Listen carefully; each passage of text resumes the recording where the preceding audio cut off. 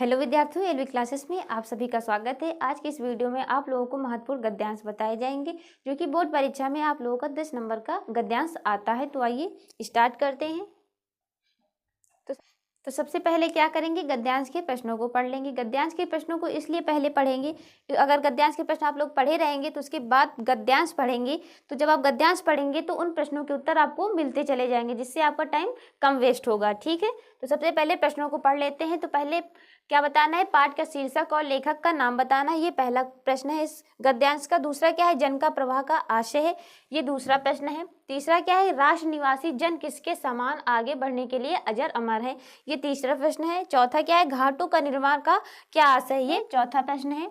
पांचवा प्रश्न क्या है, राष्ट्रीय जन का जीवन भी कब तक अमर है, ये पांचवा प्रश्न है। तो अब गद्यांश को पढ़ लेते हैं। सबसे पहले दिए हुए हैं, जन का प्रवाह अनंत होता है, यानी जो जन का प्रवाह होता है वो क्या होता है, अनंत होता है या फिर असीम होता है।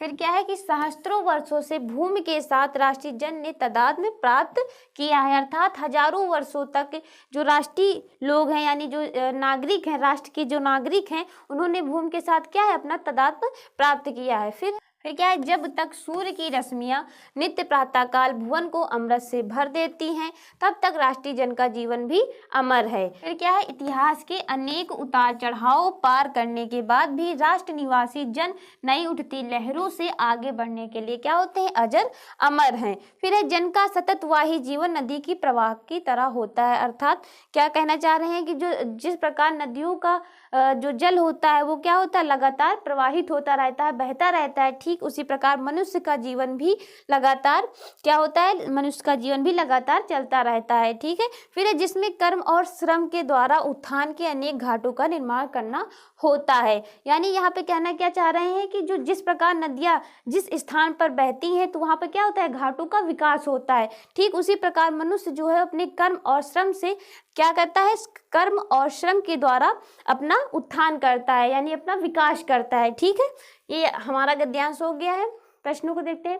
तो पहला प्रश्न क्या था कि पाठ का शीर्षक और लेखक का नाम लिखिए। यहाँ पे हमें क्या है, पाठ का शीर्षक बताना और लेखक का नाम। तो पाठ का शीर्षक है राष्ट्र का स्वरूप, यानी राष्ट्र का स्वरूप नामक पाठ से लिया गया है। और लेखक कौन है, वासुदेव शरण अग्रवाल। ठीक है, आप लोगों को पाठ और शीर्षक का नाम अच्छे से पता होना चाहिए।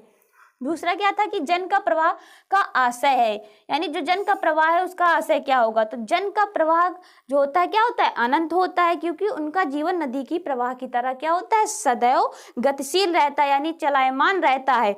फिर क्या है कि साथ ही वे अपने कार्य एवं श्रम के माध्यम से प्रगति व उन्नति के अनेक पड़ावों का निर्माण करते हैं और आगे बढ़ते हैं। ठीक है, ये हो जाएगा इस प्रश्न का दूसरा उत्तर, यानी कि जन का प्रवाह का आशय क्या हो जाएगा कि जन का प्रवाह अनंत होता है, यानी जन का प्रवाह क्या होता है, अनंत असीम होता है। तीसरा प्रश्न क्या है कि राष्ट्र निवासी जन किसके समान आगे बढ़ने के लिए अजर अमर हैं। तो राष्ट्र निवासी जो जन होते हैं वो किसके समान, वो नदी के समान, नदी में उठते वाली लहरों के समान जो है बढ़ने के लिए अजर अमर होते हैं। राष्ट्र का जन का जीवन नदी की भांति सदैव क्या होता है, गतिमान होता है, यानी जो राष्ट्र के लोग हैं उनका जो जीवन होता है वो कैसा होता है, नदी की भांति सदैव गतिमान या फिर चलायमान होता है। जिस प्रकार नदी का प्रवाह जहाँ भी होता है वहाँ पर क्या होता है, विकास उत्पन्न होता है, यानी कि जहाँ पे नदियाँ प्रवाहित होती हैं वहीं पर क्या होता है, विकास उत्पन्न होता है। ठीक उसी प्रकार क्या होता है, मानव भी अपने कर्म श्रम के द्वारा जो है विकास के चिन्हों को छोड़ते हुए निरंतर आगे बढ़ते रहना चाहिए, यानी मनुष्य को भी क्या करना चाहिए कि कर्म और श्रम के द्वारा निरंतर विकास के पथ पर अग्रसर रहना चाहिए। ठीक है, चौथा प्रश्न क्या है कि घाटों का निर्माण का क्या आशय है। तो घाटों का निर्माण का आशय क्या है कि नदी के समान ही राष्ट्र के लोगों को अपने कार्य एवं श्रम के माध्यम से प्रगति व उन्नति के अनेक पड़ावों का निर्माण करते हुए निरंतर यानी कि लगातार आगे बढ़ते रहना चाहिए, यानी नदी के समान क्या होना चाहिए, लगातार लोगों को बढ़ते रहना चाहिए। ठीक है, पांचवा प्रश्न क्या है कि राष्ट्रीय जन का जीवन कब तक अमर है। तो राष्ट्रीय जीवन का जन कब तक अमर रहेगा कि जब तक प्रकृति में सूर्य की किरणें चमकती रहेंगी तब तक राष्ट्रीय जीवन अजर अमर रहेगा। ठीक है, यह इस गद्यांश के उत्तर हो जाएंगे। ठीक है, नेक्स्ट गद्यांश है। तो सबसे पहले क्या करेंगे, इनके प्रश्नों को पढ़ लेंगे, इसमें पूछ क्या रहे हैं। तो पहला प्रश्न क्या है कि पाठ का शीर्षक एवं लेखक का नाम बताइए, यानी यहाँ पे हमें क्या पाठ का शीर्षक एवं लेखक का नाम बताना है, जो कि आपको हर एक गद्यांश में बताना रहेगा कि पाठ का शीर्षक और लेखक कौन है। तो सबसे पहले गद्यांश का आपका शीर्षक पता होना चाहिए और उसके लेखक कौन है ये अच्छे से आपको पता होना चाहिए। दूसरा क्या है कि उद्भूत और परंपरागत का अर्थ लिखिए, ठीक है, यहाँ पे उद्भूत और परंपरागत का अर्थ लिखना है। तीसरा क्या है, भाषा परिवर्तनशील क्यों है, ये हमें बताना है। भाषा में नई वाक्य संरचना की आवश्यकता क्यों पड़ती है, ये चौथा प्रश्न है। पांचवा क्या है, नए शब्दों की खोज की आवश्यकता क्यों होती है। ठीक है, ये 5 प्रश्न है इसकी। तो गद्यांश देख लेते हैं, इसके बाद गद्यांश पढ़ेंगे। तो गद्यांश है कि भाषा स्वयं संस्कृत का एक अटूट अंग है, यानी जो भाषा होती है वो संस्कृत का क्या होती है, एक अभिन्न अंग होती है। संस्कृत परंपरागत से निश्चित होने पर भी परिवर्तनशील और गतिशील है, यानी संस्कृत के होने पर भी, यानी जो संस्कृत जो है प्राचीन संस्कृत होने पर भी क्या होगी, भाषा जो होगी वो क्या होगी, परिवर्तनशील और गतिशील होगी। ठीक है, आगे क्या है, उसकी गति विज्ञान की प्रगति के साथ जोड़ी जाती है, यानी जो भाषा होती है, भाषा का निर्माण कैसे होता है, भाषा का निर्माण समाज के द्वारा होता है और समाज के द्वारा क्या होता है, भाषा परिवर्तनशील होती है, यानी समय के साथ क्या होती है, भाषा बदलती रहती है। तो वही यहाँ पे कह रहे हैं कि उसकी गति क्या होती है, विज्ञान की प्रगति के साथ जोड़ी जाती है, यानी जिस तरह विकास होता जाता है, समाज का विकास होता जाता है, उसकी भाषा भी क्या होती है, बदलती रहती है। ठीक है, यानी जो भाषा है वो क्या होती है, वो परिवर्तनशील होती है। फिर क्या है, वैज्ञानिक आविष्कारों के प्रभाव के कारण उद्भूत नई संस्कृति हलचलों को शाब्दिक रूप देने के लिए भाषा के परंपरागत प्रयोग पर्याप्त नहीं है। यानी यहाँ पे कहने का तात्पर्य क्या है, जिस प्रकार क्या है नई नई चीजों का आविष्कार हो रहा है, या फिर कहें कि विज्ञान जो है लगातार क्या है, बढ़ रहा है, लगातार प्रगति कर रहा है, अगर विज्ञान लगातार बढ़ रहा है, उसमें भी अगर हम क्या करें, परंपरागत शब्दों जो यानी जो प्राचीन भाषा अगर उसका प्रयोग करेंगे तो वो पर्याप्त नहीं होगा। यानी हमें क्या करना होगा, हमें समय के साथ बदलते रहना चाहिए, यानी समय के साथ हमें क्या है, भाषा को भी बदलते रहना चाहिए, उसके शब्द हैं उसको निरंतर परिवर्तितशील करते रहना चाहिए। फिर है, इसके लिए नए प्रयोगों की, नई भाव योजनाओं को व्यक्त करने के लिए नए शब्दों की खोज महती आवश्यक है। यानी क्या होता है कि हमें नए नए प्रयोगों को, यानी नए नए शब्दों को, नए नए प्रयोगों को करते रहना चाहिए, क्योंकि ये क्या होती है, बहुत ही आवश्यक होती है। ठीक है, ये इसका गद्यांश हो जाएगा। तो पहला प्रश्न क्या है कि पाठ का शीर्षक एवं लेखक का नाम बताइए। यहाँ पे क्या है, पाठ का शीर्षक और लेखक का नाम बताना है। तो पाठ का शीर्षक क्या है, पाठ का शीर्षक है भाषा और आधुनिकता। ठीक है, क्या है, भाषा और आधुनिकता है। फिर है और लेखक का नाम बताना, तो लेखक कौन है, प्रोफेसर जी सुंदर रेड्डी जी।